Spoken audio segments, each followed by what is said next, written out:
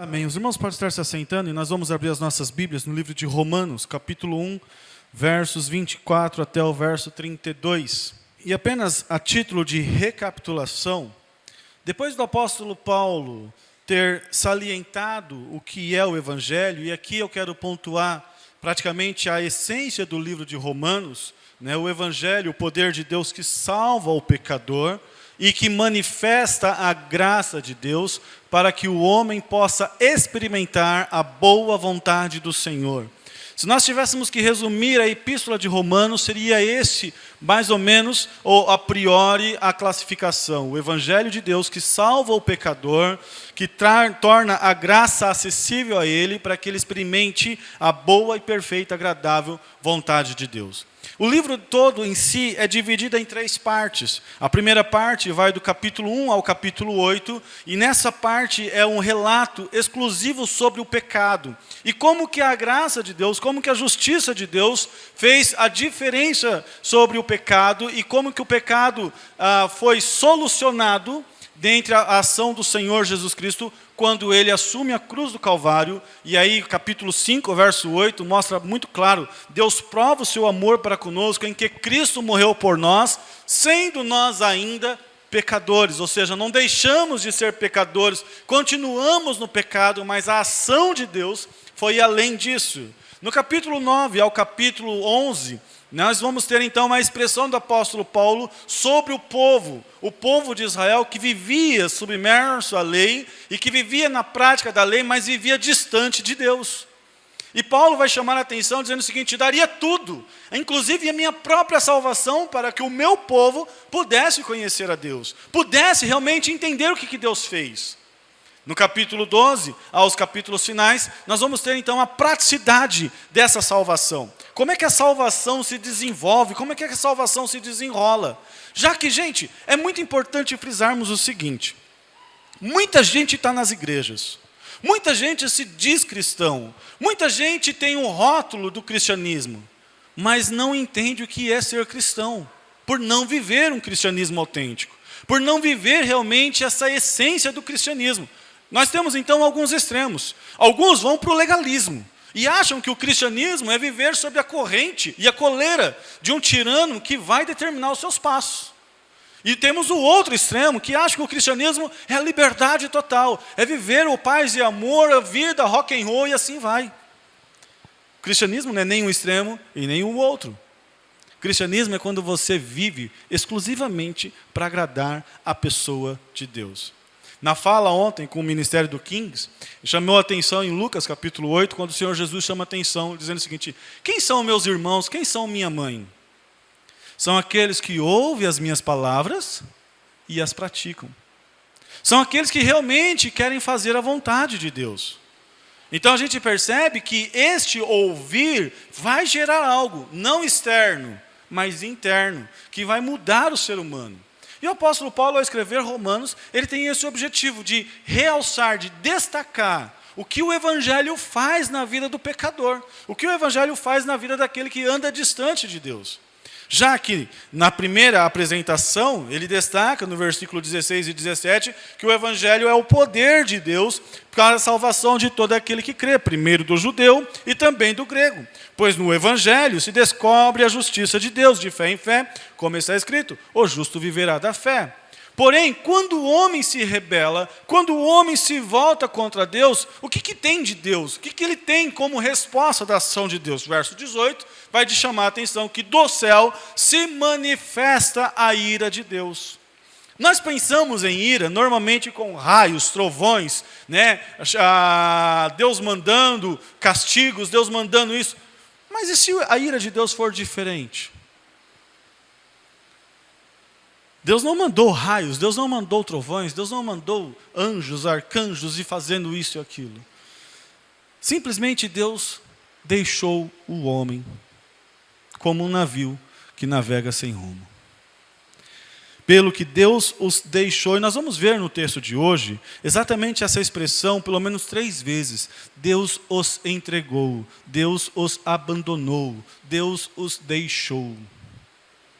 A ira de Deus, ela é uma manifestação não em silêncio, mas sim contra o mal. É uma ação de Deus contra o mal, contra a maldade do homem.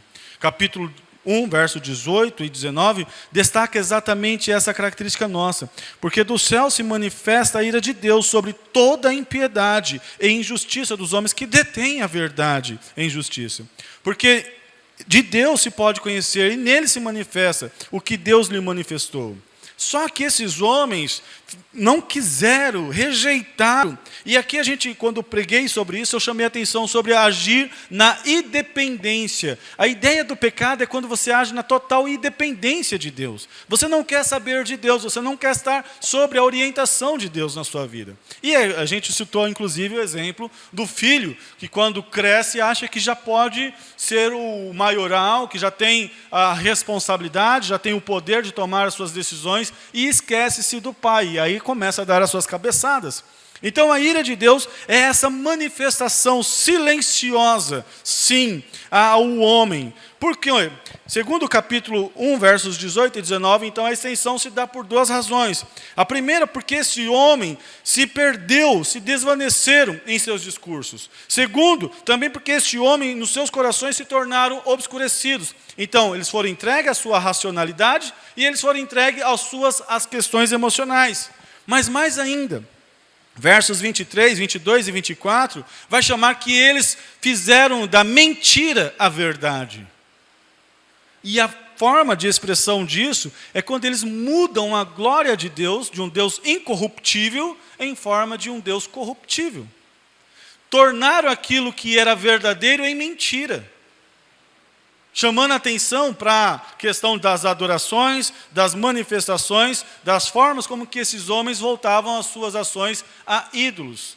É interessante porque quando a gente pensa nesse patamar, quando a gente começa a olhar por essa essência, nós vamos ver que a epístola de Romanos, né, ela vai chamar a atenção sobre esse ato do homem andar à distância de Deus, prioritariamente quando esse homem nega Deus. Quando esse homem rejeita o Senhor, quando esse homem não quer saber do Senhor. Então o que nós vamos ver agora, dos versículos 24 aos versículos 32, é um homem completamente entregue. É um homem completamente entregue às suas paixões. É um homem completamente entregue à sua vontade. Manifestada em três formas. Na forma de expressão, na forma de essência e na forma de extensão. De essência, expressão, né, e a melhor maneira que a gente poderia dizer, de extensão. Quando a gente pensa em essência, verso 24 ao verso 25, nós vamos ver então algumas questões bem pontuais.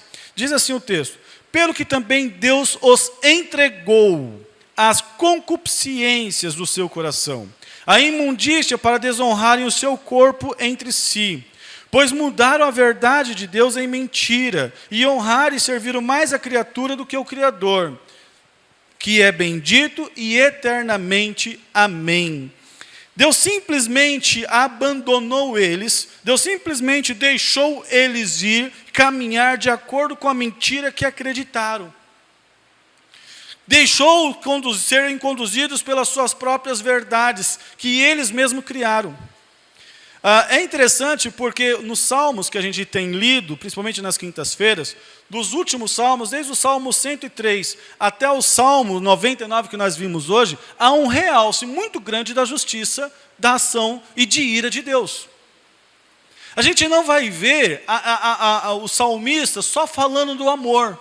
A gente vai ver o salmista pontuando e deixando claro, cada vez mais, de que a justiça de Deus se faz necessária.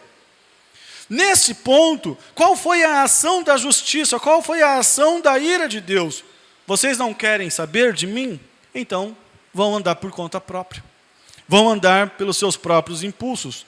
É interessante, pois, quando a gente olha para esse abandono dos homens para com Deus e o envolvimento deles para com o pecado, nós vamos ter, então, a expressão de Apocalipse capítulo 2, versículo 20 a 21, que é dado sempre a oportunidade. Colocou? Não? Apocalipse 2, 20, 21. Contudo, tenho contra você uma queixa. Você tem permitido que essa mulher Jezabel, que se diz profetiza, faça meus servos se desviarem. Ela os ensina a cometer imoralidade sexual e cometer alimentos oferecidos a ídolos. Dei a ela tempo para que se arrependesse, mas não quer se arrepender de sua imoralidade. É interessante que, mesmo nesse homem que foi deixado ao pecado, há uma oportunidade de Deus para que esse homem volte, para que esse homem retorne, para que este homem venha quebrantado a Deus. Por qual razão Deus os deixou? Para que, à medida que vão se afundando no seu lamaçal, no seu poço de pecado, esse homem, quando estiver ali, solto, largado, e começando a pensar em todas as suas questões, ele possa voltar para a pessoa de Deus. O arrependimento é exatamente a expectativa de que eu sem Deus eu sou nada, eu não consigo nada. Então o texto de Apocalipse, citando a exemplo Jezabel, e aqui tanto pode ser figuramente falando do tempo passado da Jezabel, passado apenas uma figura de linguagem com uma mulher que tinha na igreja, ou o próprio nome dela poderia ser Jezabel. O fato é que o autor de Apocalipse chama a atenção dizendo o seguinte: eu dei oportunidade para que ela se arrependesse.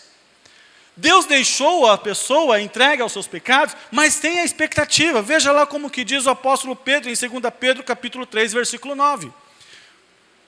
Pedro vai salientar exatamente assim: na verdade, o Senhor não demora em cumprir a sua promessa. Qual é a promessa? Um dia o Senhor volta. Um dia o Senhor tratará o mundo como deve ser tratado. Mas então, por que isso não acontece? O Senhor não demorar a cumprir a sua promessa como alguns pensam. Pelo contrário, Ele é paciente por causa de vocês. Não deseja que ninguém seja destruído, mas que todos se arrependam. Há um desejo de Deus para que o homem volte o seu olhar para Ele. Não que Deus precisa disso, mas é o querer dEle. Ele não criou o homem para viver no lamaçal do pecado. Ele não criou o homem para viver cativo, como escravo, como alguém que não tem opção. Ele criou o homem para viver uma liberdade sadia, e não para viver uma liberdade escravizadora. E se você for sincero e real, você vai perceber exatamente isso, que cada vez mais, com que os anos foram avançando e as liberdades do homem foram avançando, esse homem cada vez mais foi se tornando louco nas suas paixões, louco nas suas ações, louco nos seus desvareios. Basta ligar a televisão e nós vamos ver situações que nós vamos ficar horripilados, vamos ficar aterrorizados. Por quê? Porque este homem foi entregue às suas paixões, à essência do seu pecado, à ação do seu pecado. Ela, de uma certa maneira, Deus alixou eles, abandonado eles, no sentido de que eles possam também receber o juízo dele próprio. Isaías capítulo 19, versículos 22, o Senhor ferirá o Egito, mas trará a cura. Pois os egípcios se voltarão para o Senhor, e eles ouvirá as suas súplicas, e lhes dará cura. Então, sempre nessa perspectiva do juízo, da ação de Deus, há uma expectativa do retorno para Deus.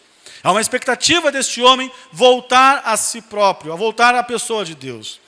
Foi então deixado, foram entregues as suas paixões nos seus corações. Eram a sua impureza que Deus os abandonou. Eram as suas paixões que Deus os largou. Perdição dos homens não é determinado pelas circunstâncias exteriores das suas vidas, mas pela condição interior dos seus corações. Essa semana passada, eu vi alguém dizer o seguinte, e aquilo me chamou a atenção. A gente tem esses relatos de escândalo aí.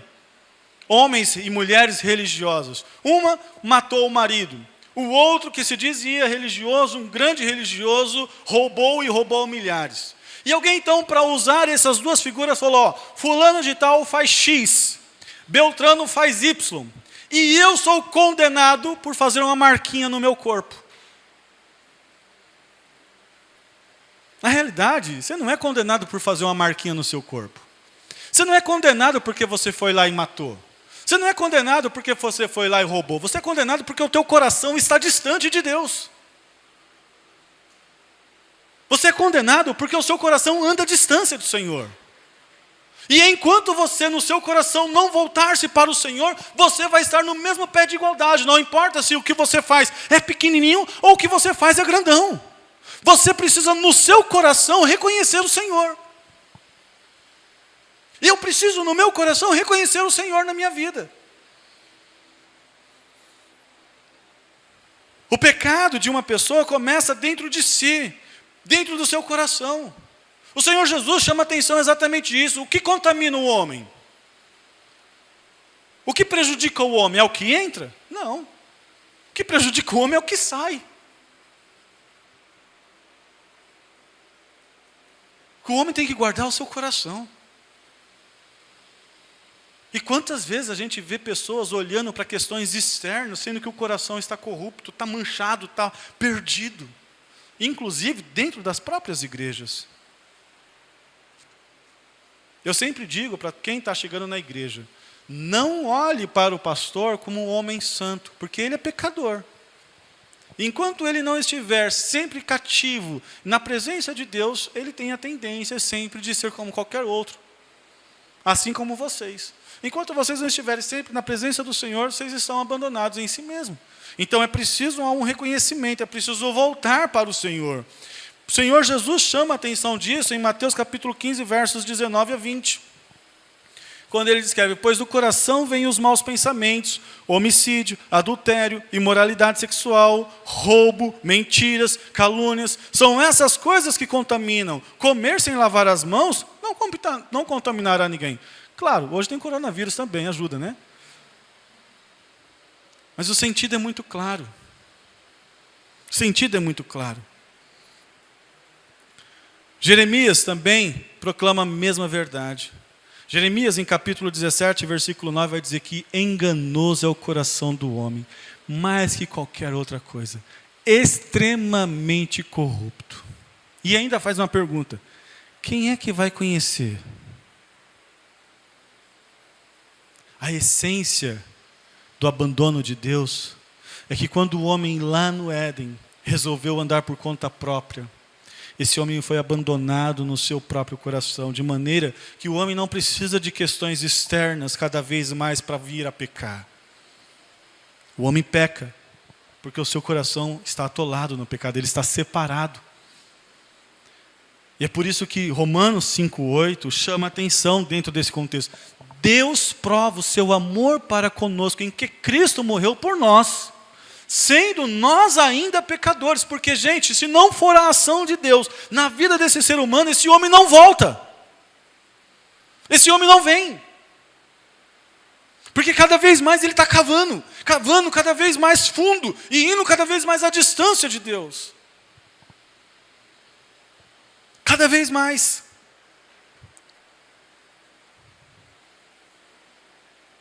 Tiago, chamando a atenção sobre essa questão, Tiago capítulo 1, verso 14, descreve para a gente a seguinte questão: a tentação vem dos nossos próprios desejos, que nos seduzem e nos arrastam. Até mesmo os cristãos mais tentados a desejar seu próprio pecado acima da santidade de Deus. Paulo adverte os tessalonicenses sobre como que as suas paixões, as suas lascívias que caracterizavam os gentios pagão. Ele lembrava os efésios que também todos os outros, segundo as inclinações da carne, fazendo a vontade da carne, e nos pensamentos, e éramos por natureza, conforme ele vai avisar, filhos da ira, merecedores da ira de Deus. Então, ou seja, cada vez mais que nós vamos vivendo a distância de Deus, nós vamos nos aprofundando em nossas impurezas.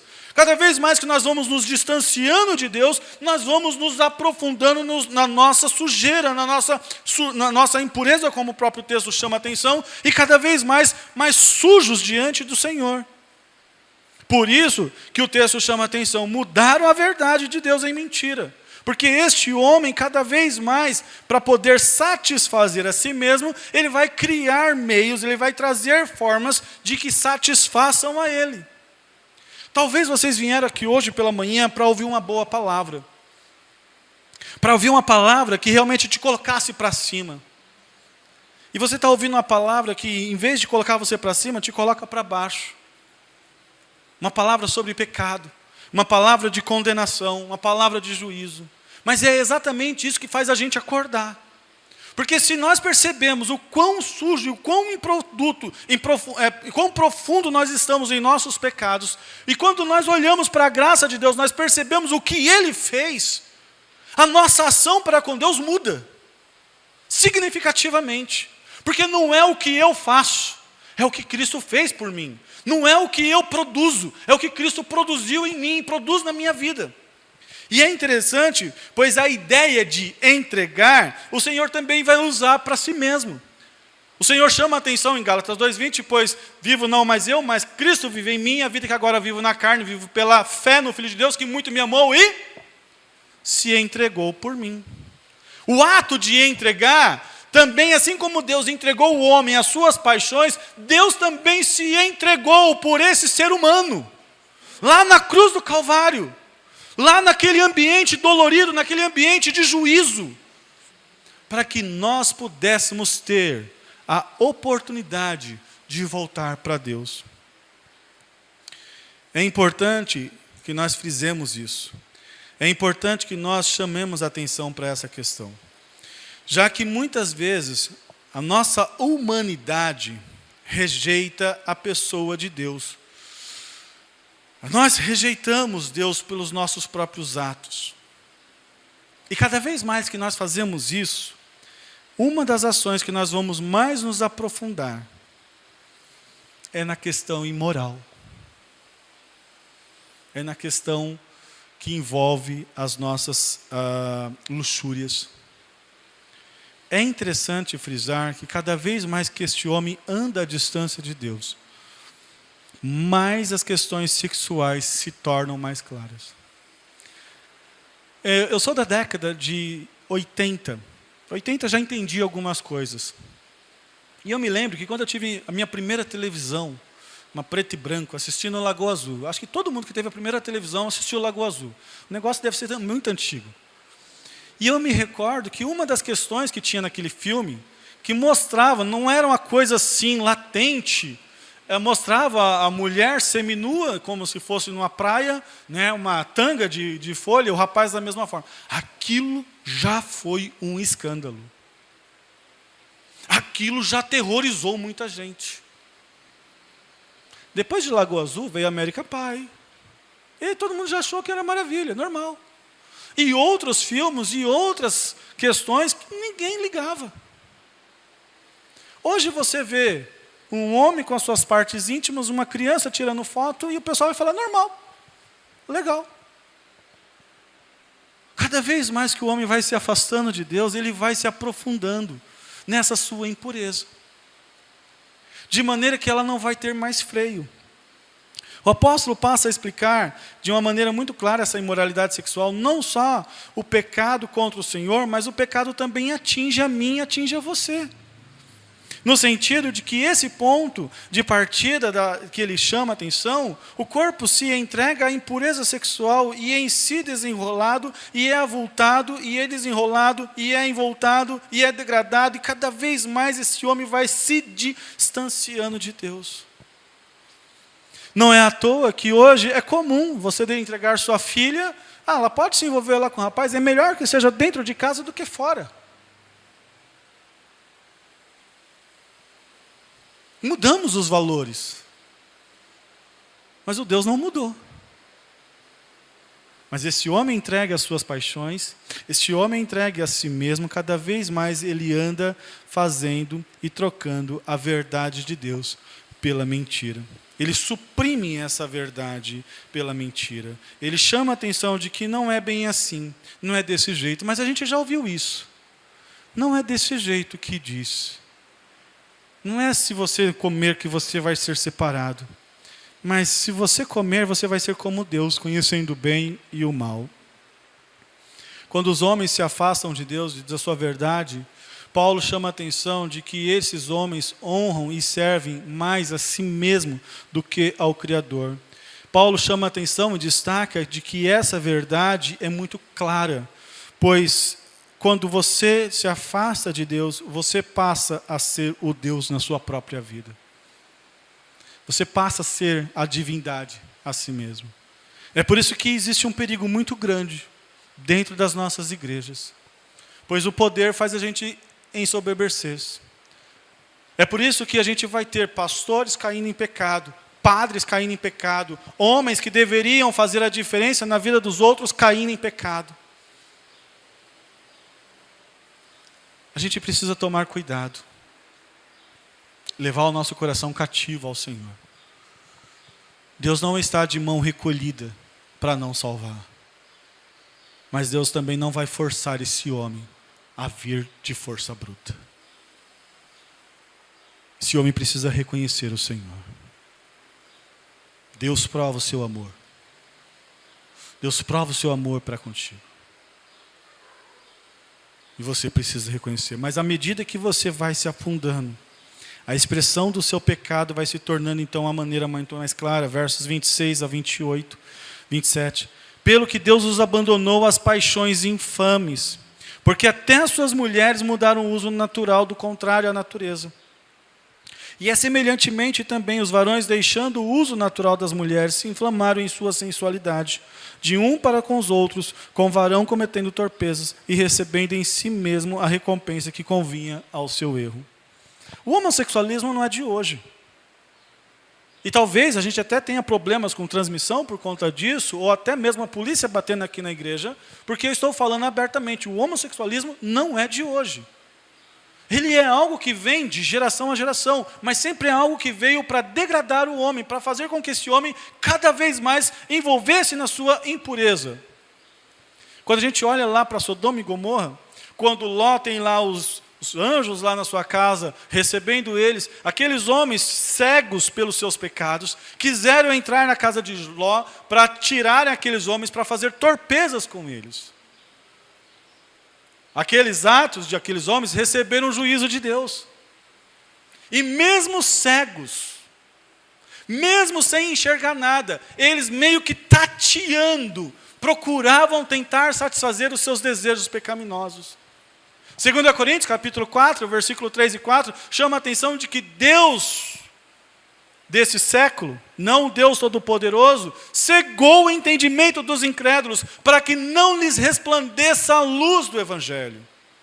Então, são pessoas cegas, pessoas que andam buscando satisfazer os seus próprios prazeres, pessoas que andam cada vez mais afastadas de Deus, e essas pessoas cada vez mais vão se aprofundando nas suas impurezas. E qual é o estágio pior que o ser humano chega?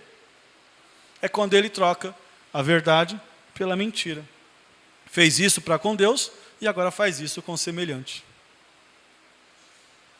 E aí Paulo vai chamar a atenção dizendo o seguinte, olha, e é tão interessante isso, pois as mulheres trocaram o uso natural.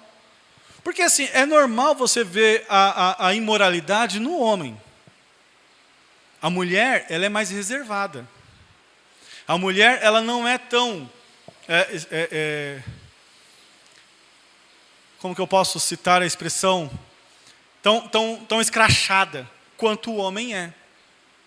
Ela é mais comedida. Mas percebam que cada vez mais está se tornando o oposto. E Paulo chama isso lá em Roma e dizendo o seguinte, olha, isso assusta. Pois até as mulheres que eram mais reservadas, mais caças, mais contidas, até elas estão exatamente nessa euforia. Caminhando contrário àquilo que Deus criou. Deus criou macho e fêmea.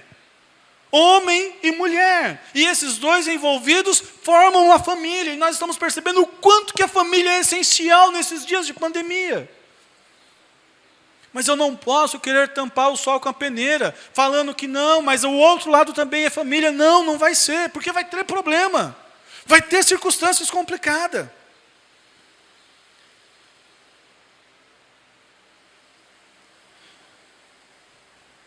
MacArthur vai citar que as pessoas entregues às paixões infames, e normalmente nessa linha do homossexualismo, sofrem muito. Sofrem abusos ferozes, sofrem abusos físicos, sofrem abusos emocionais e abusos espirituais. emocionais, elas não conseguem identificar, elas começam a se envolver com várias e várias e várias pessoas. E como a gente viu na semana retrasada, um caso lá no Rio de Janeiro, um homem, né, vestido de mulher, foi espancado, quase chegando à morte, arrastado pelos cabelos, por conta das suas paixões. E assim vai sucessivamente.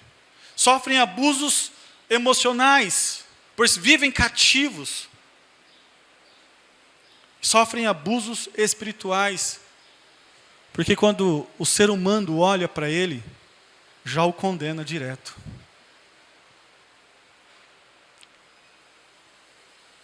Só que o homossexualismo, gente, é tão pecado quanto a mentira. É tão pecado quanto falar do irmão.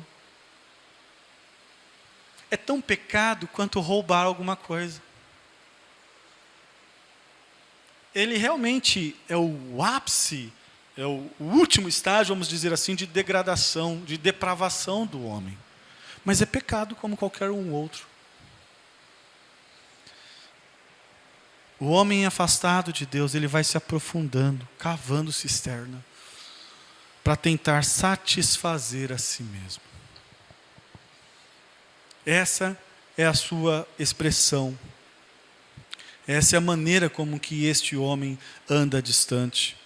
Essa é a maneira como que este homem cada vez mais vai à loucura diante da pessoa de Deus, afundado em seus pecados. Vimos a essência, vimos a expressão, e agora nós vamos ver a extensão deste pecado. Romanos 28, 1:28 até o 32, é exatamente a extensão do pecado. O significado básico de que nós vamos ter aqui é como eles não se importarem em ter conhecimento de Deus, assim Deus os entregou a um sentimento perverso para fazerem coisas que não convêm. Literalmente, adoquinos, depravados, é de não estando um teste. O termo foi usado geralmente de metais que foram rejeitados pelos refinadores por causa das impurezas. Os metais impuros foram descartados. Adoquinos, portanto, passou a incluir a ideia de desvalia, de inutilidade. Em relação a Deus, a mente torna-se a rejeitar uma mente rejeitada, e assim torna-se espiritualmente separado, afastado, depravado, sem valor, inútil. Dos incrédulos, Jeremias escreveu o seguinte: chamam-lhe e rejeitou o prata, porque o Senhor os rejeitou. Jeremias 6:30.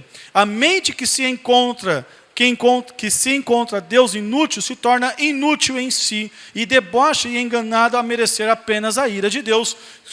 Assim a gente vê no próprio texto, são chamados de prata rejeitado, pois eu, o Senhor, os rejeito.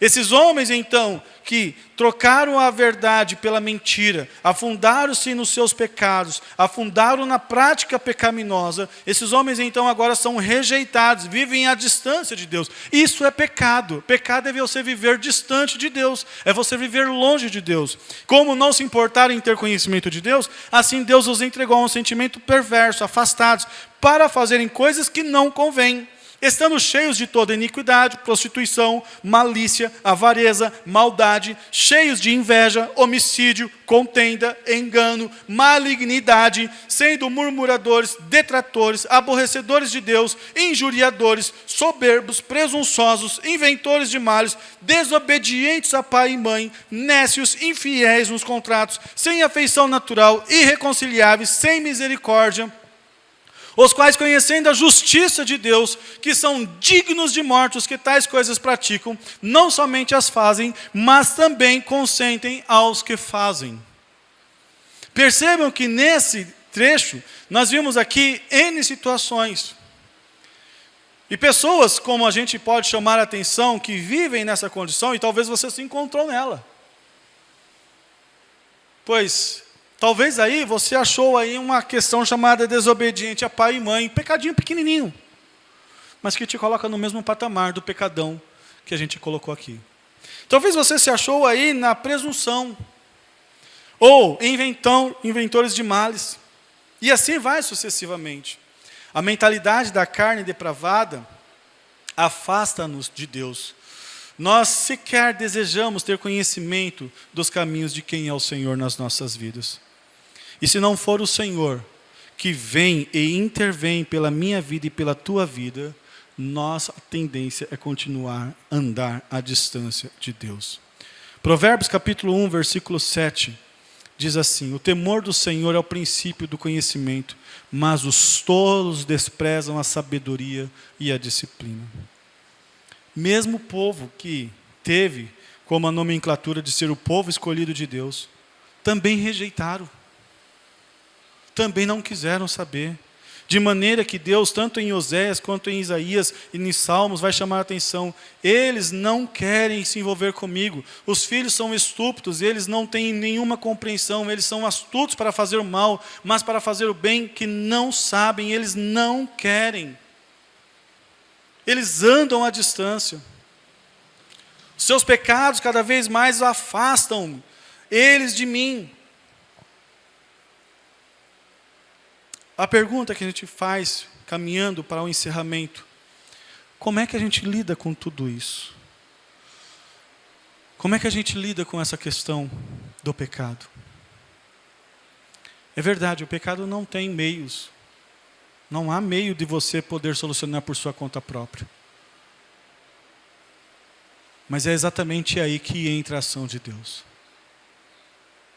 Foi Deus quem fez a maravilha de vir ao encontro do homem. Foi Deus que fez. Romanos 3, 23, a gente vai chegar lá ainda, chama a atenção de que o homem é merecedor do salário do pecado é a morte. 6, 23. Vai chamar a atenção de que todos, sem exceção, pecaram. 3, 23. Mas é interessante porque no meio desse caminho, nós vamos encontrar exatamente a solução que o próprio Deus trouxe para este homem. Em Jesus Cristo, o meu pecado e o teu pecado foi pago.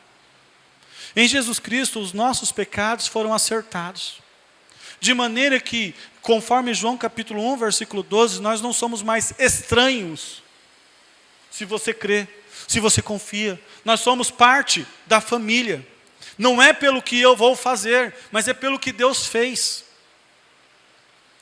Não estou na igreja porque eu tenho que pregar todos os dias, porque eu sou pastor, porque eu tenho que arrumar os bancos da igreja, porque eu tenho que limpar a igreja para poder chegar à minha salvação. Eu estou na igreja por uma satisfação que o meu Deus me trouxe, porque eu posso compreendê-lo, eu posso viver e chamá-lo de Abba, Pai, porque Ele é o Senhor da minha vida.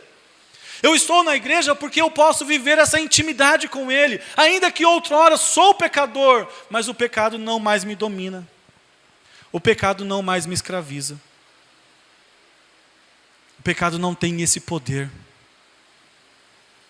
A igreja, ela está aqui exatamente para dizer: existe o pecado, existe o distanciamento do pecado, existe essa profundidade que o pecado faz na vida do ser humano, em distanciá-lo da pessoa de Deus. Mas existe um Deus de braços abertos, conforme Paulo vai expressar lá em 2 Coríntios capítulo 5, versos 16, que Deus reconciliou consigo o mundo. A ideia literalmente é Deus estar de braços abertos. Apesar deste homem andar à distância de Deus, Deus ainda continua de braços abertos, para que este homem possa voltar. E como diz o apóstolo Pedro, se Deus está demorando manifestar a sua ira, Ele não está atrasado, é por conveniência. Ele quer fazer isso, para que cada vez mais pecadores possam se arrepender e chegar perto dele. Você que está aqui hoje presente, você que está nos assistindo, você que já creu em Cristo Jesus, louve ao Senhor com maior intensidade na sua vida, porque você não deveria estar, mas você está, porque Deus te alcançou. Deus me alcançou. Deus fez a diferença na vida.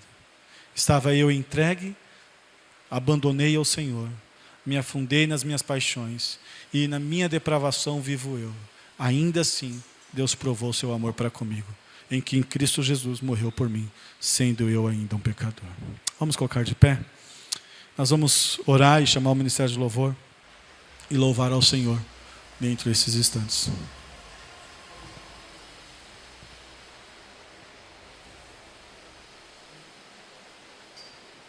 Obrigado, Senhor Jesus, pela tua bondade. É verdade que o que nós tivemos aqui nesse capítulo 1 foram palavras duras, mas também foram lembretes para que a gente pudesse trazer ao coração quem realmente nós somos e o que o Senhor fez pelas nossas vidas. Deus, cada vez mais precisamos ser lembrados de quão distante esse homem anda do Senhor, mas também o quanto que o Senhor pagou para que esse homem pudesse voltar para si. Ajuda-nos na nossa pequenez a sempre reconhecer o Senhor como o único, suficiente Salvador das nossas vidas. O homem pode estar atolado em pecado, mas aonde abundou o pecado, como diz o apóstolo Paulo, superabundou a graça. Nós vivemos para a glória do Teu nome. Nós vivemos para glorificarmos o Teu nome. E quando entendemos isso, não tem outro meio, não tem uma outra solução, a não ser glorificar o Teu nome, como somente viver para a glória do Teu nome. Em nome do Senhor Jesus Cristo. Amém e amém.